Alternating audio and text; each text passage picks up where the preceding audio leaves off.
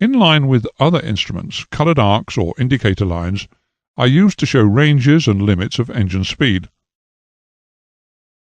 A green arc will represent the normal operating range, and an amber arc will denote a caution range. Red arcs show either the maximum speed of the engine or RPM ranges which are restricted, perhaps because vibration may be encountered within them. The glass cockpit uses a mixture of analog and digital displays on the same dial. This type of analog display is very useful in two ways. Firstly, for instantaneous comparison of multi-engine states, and secondly, the digital readout is a very accurate indication of individual engine states when they're required. If a parameter limitation is exceeded in the glass cockpit type of display, the whole of the dial displaying that particular parameter will change to either amber or red, depending on how far the limitation has been exceeded. On some older glass cockpit instrumentation, vertical ribbon displays are used. Many multi-engine aircraft are provided with a visual indicator, which is called a synchroscope, which indicates the RPM difference between the slave engines and the master. As you can see from this picture, the presentation consists of miniature propellers which rotate to show when an RPM difference exists, and whether the slave is faster or slower than the master. Gas turbine engines are heat engines. The power gas turbine engines produce is directly proportional to the heat released during the combustion of the fuel. Engine components and systems are designed to withstand certain temperatures. If their temperature limits are exceeded, they will fail. To allow safe operation, the engine temperatures must be monitored. The following temperatures are monitored on gas turbine engines: engine air inlet temperature, exhaust gas temperature, engine oil temperature, and internal air systems temperature. The temperatures monitored may range from minus 56 degrees Celsius to plus 1200 degrees Celsius. Different sensors are used depending on the temperature range to be monitored. There are 4 major types of temperature measuring device. They are the expansion type, which relies on the principle that most solids, liquids, and gases expand and contract with temperature changes. 2 examples of the expansion type of device are the mercury thermometer and the bimetallic strip. The vapor pressure type of device uses the principle that liquids, when subjected to a rise in temperature, change their state from liquid to vapor. By measuring the pressure of the vapor, an indication of temperature can be gained. A change in the temperature of some electrical conductors, for instance platinum, will cause a change in the electrical resistance of that conductor. Measuring the change in the resistance of this conductor will indicate its temperature. This type of sensor is called the resistance type or the temperature bulb. In 1822, Thomas Seebeck accidentally discovered that heating the junction of 2 dissimilar metals will produce an electrical potential that is a function of temperature. If the junction is contained within a closed loop, the value of the potential will be dependent on the difference in the temperature between the junction where the heat is applied, the hot junction, and the other end of the loop, the cold junction. Examples of the use of thermocouples include the measurement of cylinder head temperature and turbine gas temperature. A radiation pyrometer is a device which can convert radiated energy into electrical energy. It consists of a photovoltaic cell and a lens which focuses the radiated energy onto the cell. The pyrometer is positioned so that the lens can be focused directly onto the heat source, in this case the turbine blades. The photovoltaic cell converts the radiated energy emitted by the blades into electrical energy, which is passed through an amplifier to an instrument calibrated in degrees Celsius. The temperature of the gas passing through the turbine of a gas turbine engine is the most critical parameter of those displayed on the engine instruments. Operation of the engine beyond the limits of turbine temperature, even for only a moment, is liable to cause excessive turbine blade creep, which will be catastrophic if the rotating blades touch the casing of the engine. The gas temperature must be monitored closely, and automatic temperature limiting equipment is fitted to most gas turbine engines operating today. To enable this monitoring to be achieved, temperature probes are inserted in the gas stream. Temperature probes are formed from the junction of two dissimilar metals, which, as we've just seen, generate a potential when the junction is heated. The potential is proportional to the temperature applied to the junction. This diagram shows how the terminals for the connections to the probes, which are the hot junctions, are connected, and also how the gas flows over them. The output from the probes is sent to the cockpit engine instrument, which is the cold junction.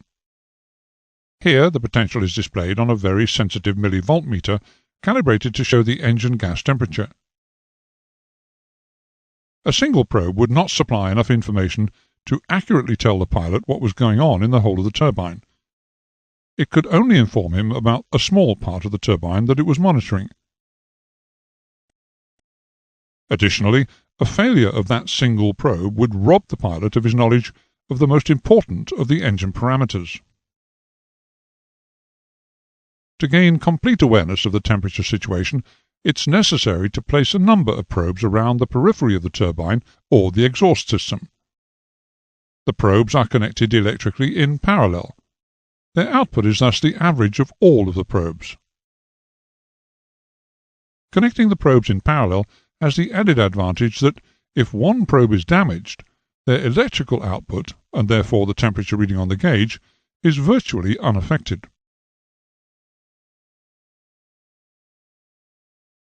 The position of the probes in the engine depends upon two things: the anticipated maximum temperature of the gas and the ability of the probe material to withstand that temperature.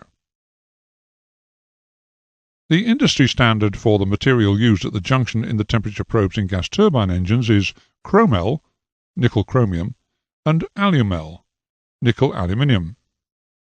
These two materials may not have the highest millivoltage output of the materials available, but their ability to withstand very high temperatures, coupled with a reasonable volts per degree ratio, makes them ideal for the job.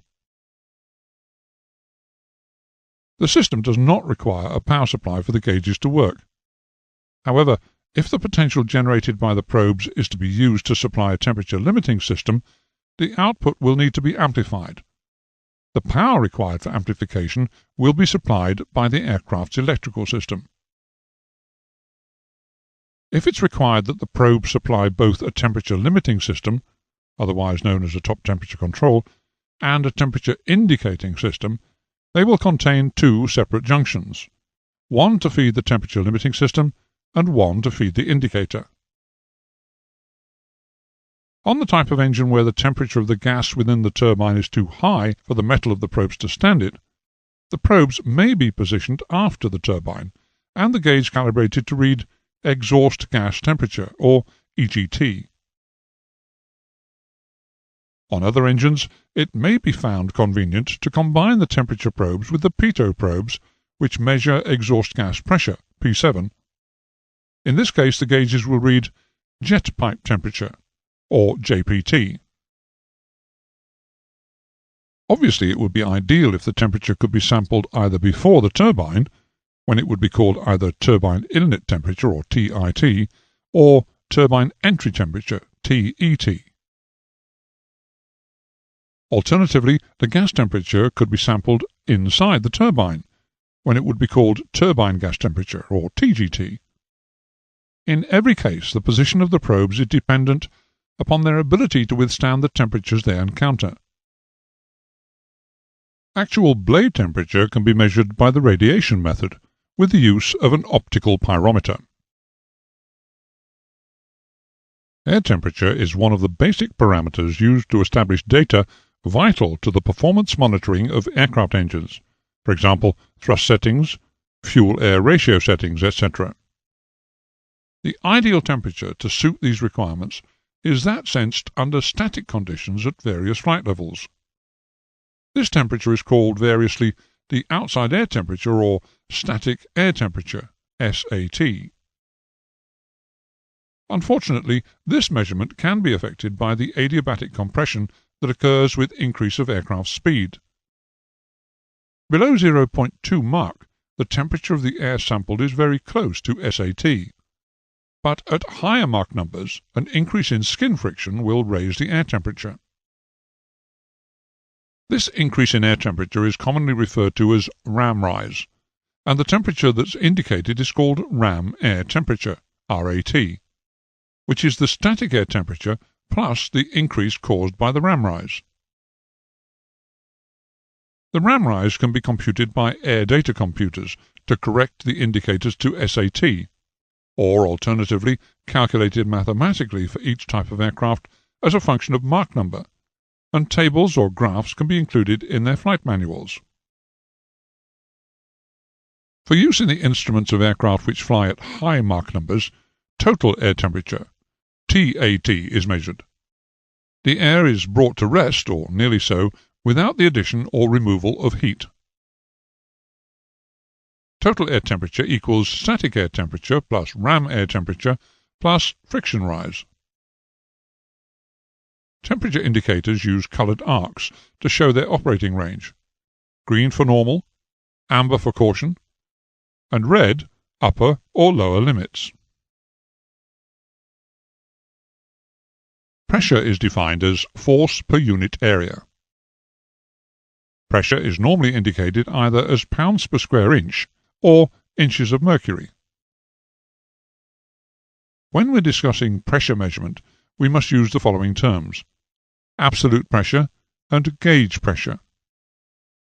Absolute pressure is measured relative to absolute zero pressure, the pressure that would occur at absolute vacuum.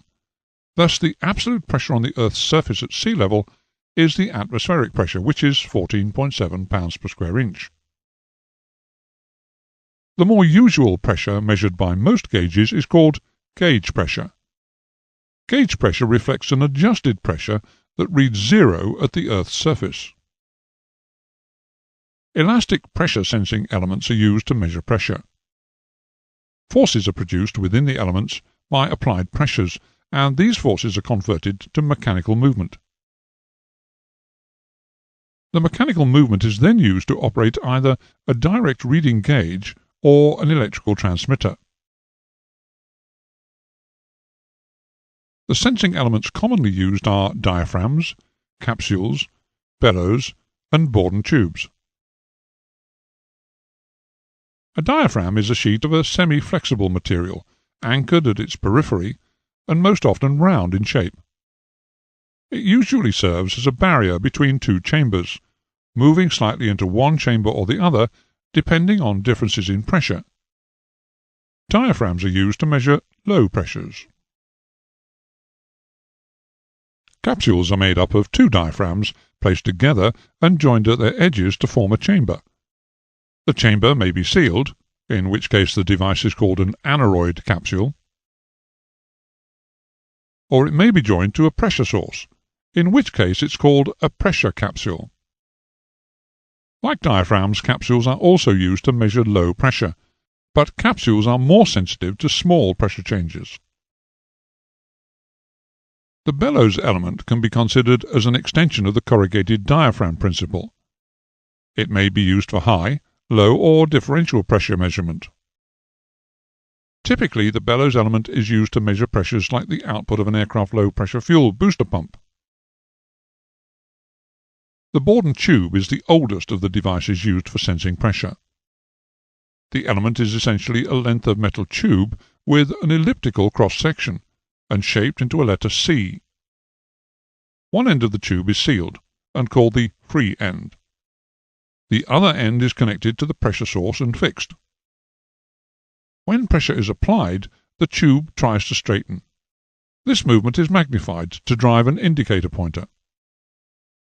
The Bourdon tube can be manufactured to indicate high or low pressures, but it's normally associated with higher pressures such as engine oil pressure.